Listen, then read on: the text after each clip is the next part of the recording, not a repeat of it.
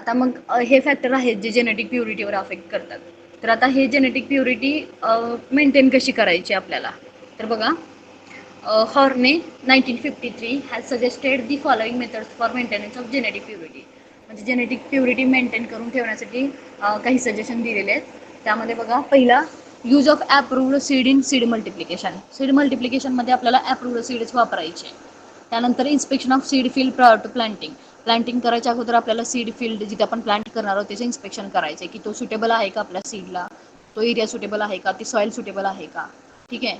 Third आहे field inspection and approval of crop at critical stages for verification of genetic purity, detection of mixtures, weeds and seed born diseases.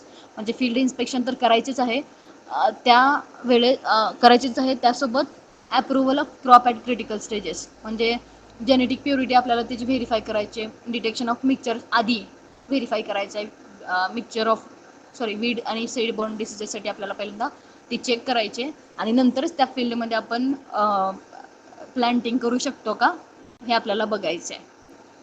Sampling and ceiling of cleaned lot. तर sampling आणि ceiling of clean lot, जे आपण clean lot साईडला काढलेला आहे तो आपल्याला sampling त्याची करायची आणि सील पण करायचे तो. ठीक आहे. पूर्ण इन्स्पेक्शन करून म्हणजे पूर्ण त्यामधले कॅरेक्टर चेक करून की त्यामध्ये सीडबॉर्न डिसीजेस वगैरे होणार नाहीत ना, किंवा मिक्सचर डिटेक्ट नाही का झाला त्यामध्ये वगैरे. आणि फिफ्थ सजेशन काय सांगितले की growing of samples with authentic stock किंवा grow out test. Authentic stock म्हणजे अस्सल स्टॉक, ऑथेंटिक म्हणजे अस्सल. तर अस्सल स्टॉक किंवा ग्रो आउट टेस्ट सोबत आपल्याला ते सॅम्पल ग्रो करायचे. ठीक आहे. जेणेकरून आपला आपण जो सीड मल्टिप्लाय करतोय ते पुढच्या जनरेशनसाठी किंवा त्याचा जेनेटिक मेकअप किंवा आपल्याला जे डिझायरेबल कॅरेक्टर पाहिजे ते कसे असले पाहिजे तर ते आपल्याला भेटतील. Then various steps suggested by Hartman and Kester 1968 for maintaining genetic purity. आता वर कोणी दिलं होतं तर हॉर्नेनी सांगितलं होतं की तुम्ही हे करू शकताय.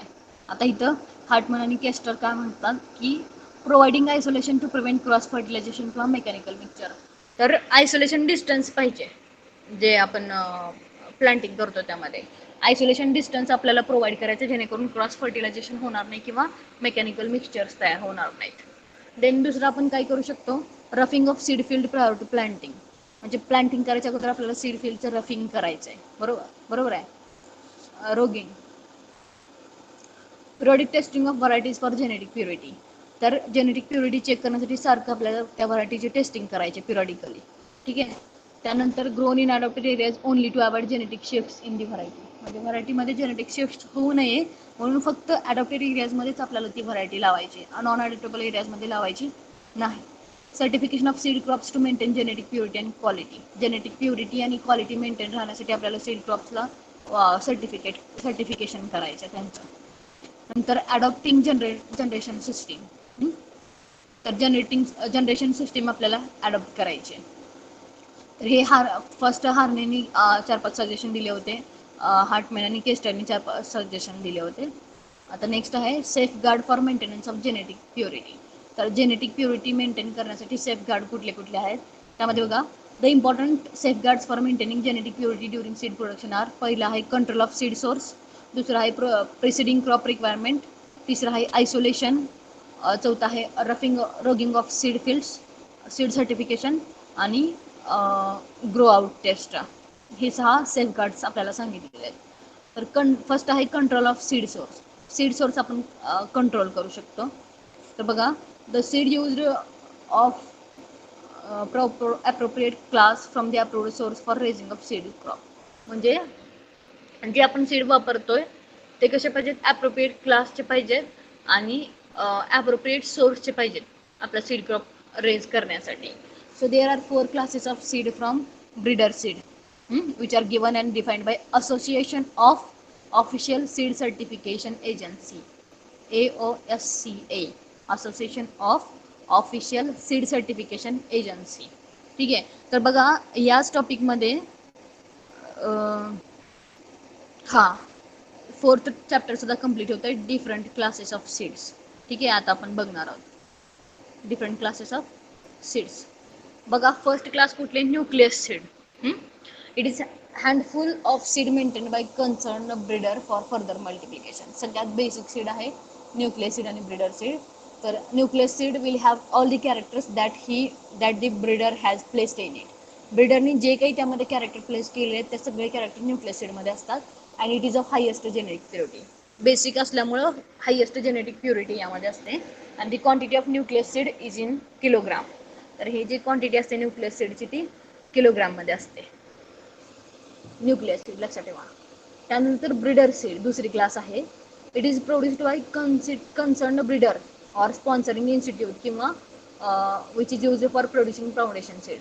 म्हणजे फाउंडेशन सीड प्रोड्यूस करण्यासाठी काय केलं जातं की ह्या ज्या ब्रीडर सीड आहेत त्या ब्रीडर सीड कन्सर्न ब्रीडर किंवा स्पॉन्सरिंग इन्स्टिट्यूट तयार करतात किंवा प्रोड्यूस करतात. ठीक आहे. आणि ब्रीडर सीडपासून फाउंडेशन सीड तयार केले जातात. लक्षात ठेवा. It is of 100% genetic purity. आता एक क्वेश्चन बनतो इथं की 100% जेनेटिक प्युरिटी असणारे सीड कोणता किंवा सीडची क्लास कोणती. हायेस्ट जेनेटिक प्युरिटी न्यूक्लियस सीडमध्ये आहे आपल्याला माहिती आहे. पण क्वेश्चन जर विचारला की 100% जेनेटिक प्युरिटी कशामध्ये असते तर कुठल्या सीडच्या क्लासमध्ये असते तर ब्रीडर सीडमध्ये असते. लक्षात ठेवा. अँड दी लेबल किंवा tag issued for breeder seed is golden yellow in colour. काल डेमो लेक्चरला सांगितलं होतं मॅडमनी की ब्रीडर सीडला कोणता कलर टॅग असतो तर गोल्डन येलो. तर कॉम्पिटिटिव्हच्या दृष्टीने हे सगळ्या क्लासला जे टॅग आहेत ते टॅगचा कलर तुम्हाला माहीत पाहिजे. लक्षात ठेवा. ब्रीडर सीडचा असतो golden yellow colour. The quality of breeder seed is assured by monitoring term constituted by government. म्हणजे ब्रीडर सीडची क्वालिटी ही मॉनिटरिंग टीम जी असते गव्हर्नमेंटची ते ॲश्युअर करतात किंवा ते चेक करतात. थर्ड क्लास आहे foundation seed. It is produced from breeder seed. It is produced from breeder seed and maintained with specific genetic identity and purity. तर बघा ब्रीडर सीडपासून फाउंडेशन सीड तयार केली जाते. And it is produced on government farm. Government फार्मवर तयार केले जातात or by private seed producer. Private seed producer सुद्धा तयार करू शकतात. Then the quality of foundation seed is certified by certification agency. तर क्वालिटी कोण सर्टिफाय करतो तर सर्टिफिकेशन एजन्सी सर्टिफाय करते. And it has genetic purity of about 98%. Breeder सीडची जेनेटिक प्युरिटी 100% होती. फाउंडेशन सीडची 98% आहे. आणि तो सर्टिफिकेशन टॅग किंवा लेबल जो असतो फाउंडेशन सीडला तो कसा असतो व्हाईट इन कलर असतो. लक्षात ठेवा. पहिलं आपण न्यूक्लियस सीड बघितलं. त्यानंतर ब्रीडर सीडमध्ये 100% जेनेटिक प्युरिटी असते आणि गोल्डन येलो टॅग असतो. आणि फाउंडेशन सीडमध्ये 98% जेनेटिक प्युरिटी असते आणि व्हाईट टॅग असतो. लक्षात ठेवा. अजून 2 आहेत क्लासेस खाली फाउंडेशन सीड नंतर ते बघूया पुढं. तर आपण यामध्ये काय बघत होतो तर सेफगार्ड बघत होतो. सेफगार्डमध्ये कंट्रोल ऑफ सीड सोर्स. आता दुसरा सेफगार्ड कुठला आहे तर preceding crop requirement. This has been fixed to avoid contamination through volunteer plant and also the soil borne diseases. म्हणजे प्रेसिडिंग क्रॉप रिक्वायरमेंट म्हणजे आपण जेव्हा क्रॉप लावतो त्यावेळेस त्या फील्डवर जे रेसिड्यू आहेत किंवा ते जे फील्ड आहे ते आपल्याला योग्य बाबत करायचं जेणेकरून सॉइल बोर्न डिसीजेस होणार नाही त्यामुळं. देन तिसरं सेफगार्ड काय आहे तर isolation. Isolation is required to avoid natural crossing with other undesirable type in the field and mechanical mixtures at the time of sowing, threshing, processing and contamination due to seedborne diseases from nearby field. म्हणजे nearby field मुळे जे सीडबॉर्न diseases होणार आहेत ते avoid करण्यासाठी आपल्याला काय करायचं आहे तर आयसोलेशन डिस्टन्समध्ये ठेवायचं आहे क्रॉपच्या आपल्यामध्ये जेणेकरून त्यांचं नॅचरल क्रॉसिंग डिझायरेबल टाईपमध्ये किंवा ऑफ टाईपसोबत किंवा होणार नाही आणि मेकॅनिकल मिक्सचरसुद्धा सोईंग थ्रेशिंग किंवा प्रोसेसिंगच्या टाईमला होणार नाही यासाठी. त्यानंतर protection from these sources of contamination is necessary for maintaining genetic purity and good quality of seed. तर जेनेटिक प्युरिटी मेंटेन करण्यासाठी आणि genetic good quality of seed maintain करण्यासाठी आयसोलेशन इम्पॉर्टंट आहे किंवा हे जे सेफगार्ड आपण वापरतो ते इम्पॉर्टंट आहेत. Then roguing of seed field. Seed फील्डचं रॉगिंग करायचं आहे.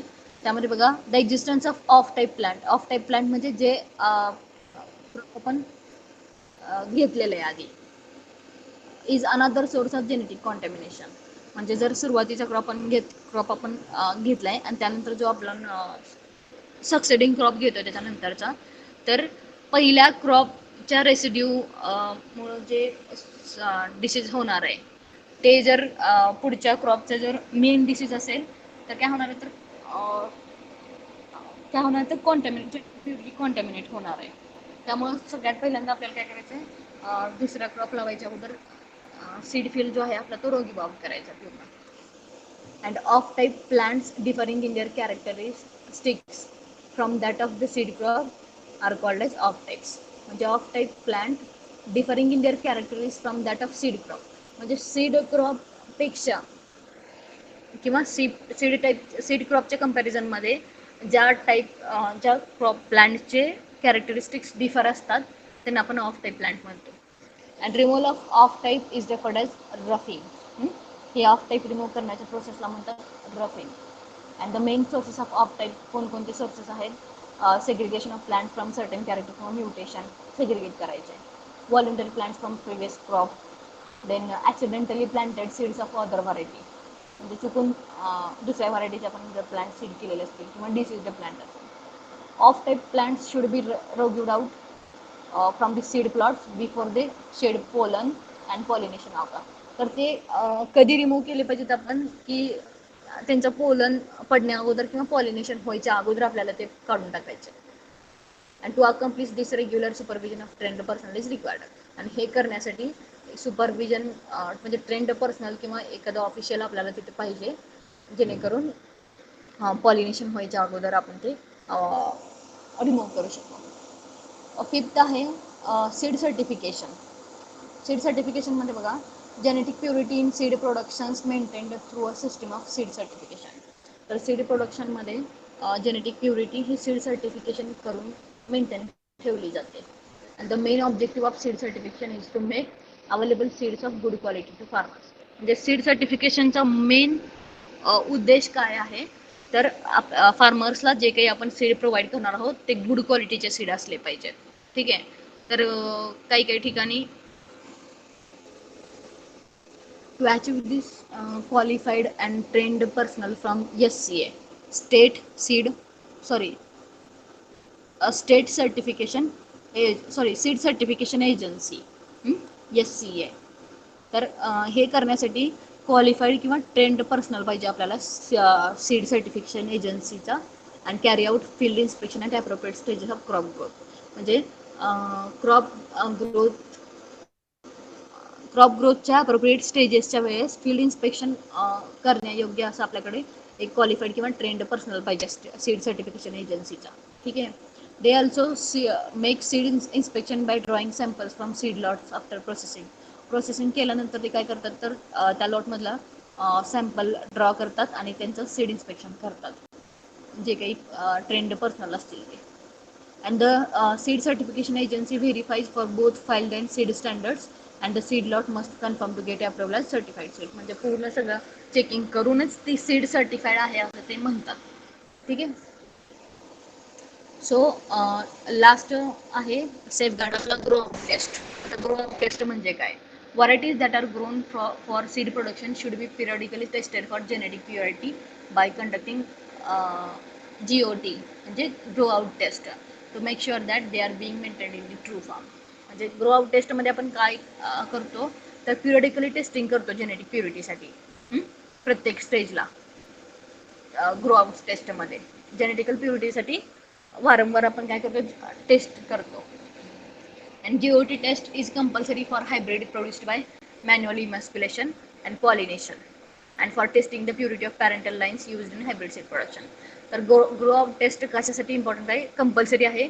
हायब्रिड म्हणजे मॅन्युअल इमॅस्क्युलेशन आणि पॉलिनेशन. मॅन्युअल इमॅस्क्युलेशन आणि पॉलिनेशन करून जे हायब्रिड प्रोड्यूस केले गेले आहेत त्यांसाठी ग्रो आउट टेस्ट ही कंपल्सरी आहे. आणि अजून कशासाठी? For testing the purity of parental line. म्हणजे हायब्रिड सीड प्रोडक्शनमध्ये पॅरेंटल लाईन जे आहेत त्यांची प्युरिटी टेस्ट करण्यासाठी ग्रो आउट टेस्ट कंपल्सरी आहे. ठीक आहे. तर बघा या सेकंड टॉपिकमध्ये आपण काय काय पाहिलेलं आहे. तर सुरुवातीला आपण वेगवेगळे 10 फॅक्टर पाहिलेले आहेत जे काय करतात तर आपली जी सीड जेनेटिक प्युरिटी आहे ती प्युरिटी डिटेरिओरेट करतात. बघा, determination of crop varieties and methods to prevent them. पहिलं व्हरायटीची डेफिनेशन आपण पाहिलेली आहे. सीड प्रोडक्शनचं मेन एम काय? जेनेटिकली प्युअर सीड आपल्याला प्रोड्यूस करायचे, गुड क्वालिटी सीड आपल्याला प्रोड्यूस करायचे. त्यानंतर 10 फॅक्टर आपण बघितले. Developmental variation, mechanical mixture, then mutation, natural crossing, genetic drift, minor genetic variation, selective influence of disease, then technique of the breeder, breakdown of the male sterility and improper seed certification, ज्यामुळं आपली genetic purity deteriorate होते. नंतर maintenance of genetic purity during seed production. Seed production करताना genetic purity आपण कसं maintain करू शकतो यासाठी हॉर्नेनी 5 आपल्याला सजेशन दिलेले आहेत आणि हार्टन आणि केस्टरनी आपल्याला 6 सजेशन दिलेले आहेत. नंतर आपण लास्ट पॉईंट आपण बघितला सेफगार्ड, म्हणजे जेनेटिक प्युरिटी मेंटेन करण्यासाठी आपण काय काय करू शकतो. पहिला कंट्रोल ऑफ सीड सोर्स करू शकतो. प्रेसिडिंग कंट्रोल ऑफ सीड सोर्समध्ये त्यामध्ये nucleus seed, breeder seed, foundation seed, certified seed असे वेगवेगळे क्लासेस आहेत. त्यामध्ये प्रेसिडिंग क्रॉप रिक्वायरमेंट आहे. सेफगार्ड आयसोलेशन करू शकतो आपण. रोगिंग ऑफ सीड फील्ड करू शकतो. सीड सर्टिफिकेशन करू शकतो आणि लास्ट आहे ग्रो आउट टेस्ट करू शकतो.